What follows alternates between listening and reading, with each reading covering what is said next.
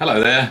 And before I start talking too much, you can hear a noise, which is Louis crunching dog biscuits, his breakfast.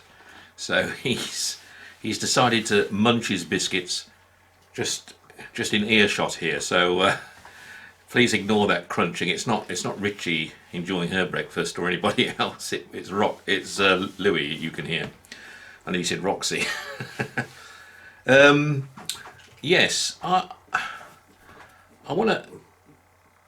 Sorry, I want to talk to you this morning about the retailing in our high street again, because there's been more news breaking this morning about the latest casualty in our retail sector, Homebase, which is the DIY chain. And it brings up the same old stuff all the time. This is, basically all the so-called experts come out of their closets and start giving their dialogue to the media about the impact, the internet and latest technology has had on these businesses closing down and everything else. And it's the same old stuff, really. More casualties, lots of people going to lose their jobs. Half the number of branches closing down and everything else. And I just wanted to really give you again my insight onto that, into what I think's the situation here. Well, I think I've already given you my view on retailing. Retailing is about good retailing is about stimulating the senses. So it's about being able to stimulate those instincts, those senses that potential customers have. What they see, what they taste, what they smell, what they hear, and what they can touch. I mean, get all those senses right in what you're putting in front of customers, and you'll keep those customers for sure. I mean, you've got to get those things right. Most retailers who go to the wall lose focus on what their business is all about and who their customers are. So they don't touch those senses. They lose them. They may lose one or two, they may lose all of them. And they forget about the customers' issues altogether. And that's why businesses then tend to go to the wall more than anything else. Where I live in Derbyshire, we've got a flourishing little market town here called Chesterfield. It has an old-fashioned open market in the market square, and it draws people from all around the county to it to shop every week. And the centre of town is always bustling. But retailers, I observe, they come and they go. They come and they go because they have mismanaged their offer, basically. That's what it boils down to. They either buy the wrong products, or they execute in stores how they display or how they price those products to their customers.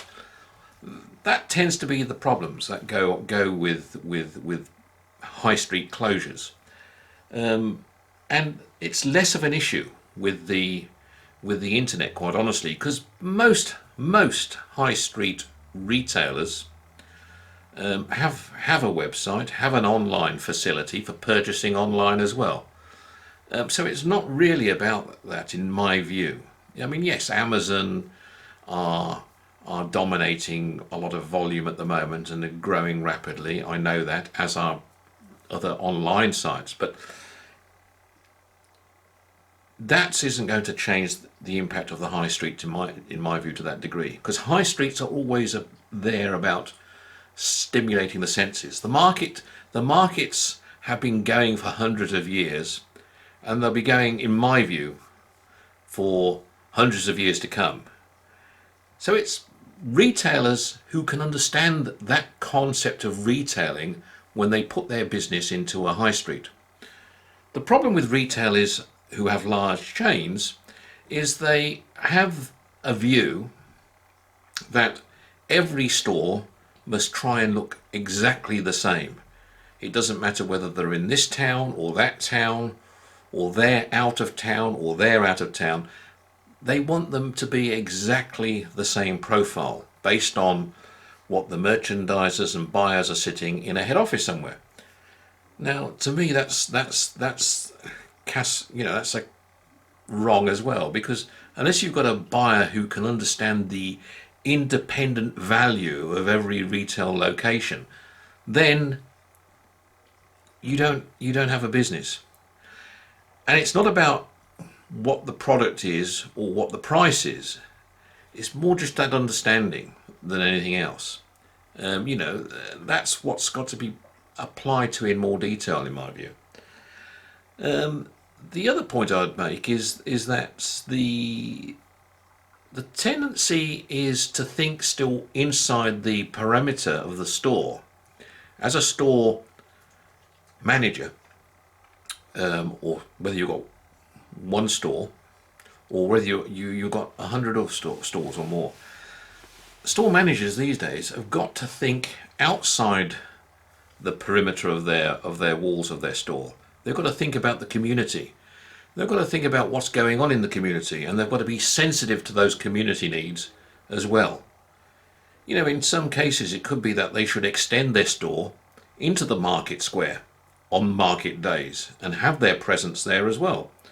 I think that where it has been done, and I know of it being done very successfully in other parts of the world, it promotes the store on its location where it is in the town, but it also makes offers to people who tend to just frequent markets anyway, and it improves the volume and definitely does a lot for the town in terms of keeping it alive.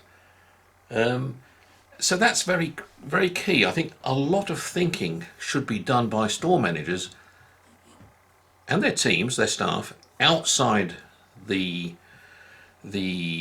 four walls of the store. What's going on in their communities? What can they do to improve their business in their region, in their area, their catchment area, to make it work for them? A buyer can't do anything about that sitting in a head office centrally somewhere, nor anybody else who's centrally located. Only people who can do that are the people who operate in that store, in that town or in that region as a whole. They have influence. Because it works in Northampton doesn't necessarily mean it will work in Leicester. Every town or city is very different in terms of its market mix and what it wants to do, or what are sensitive to that particular town's requirements. This is what is key, and I think we need to address that in a great lot more detail to maintain good prosperity on our high streets and in our towns. Okay, I'm going to be talking more about this in a later episode, so that was just to give you some insight now. Okay, talk to you again soon. Bye-bye.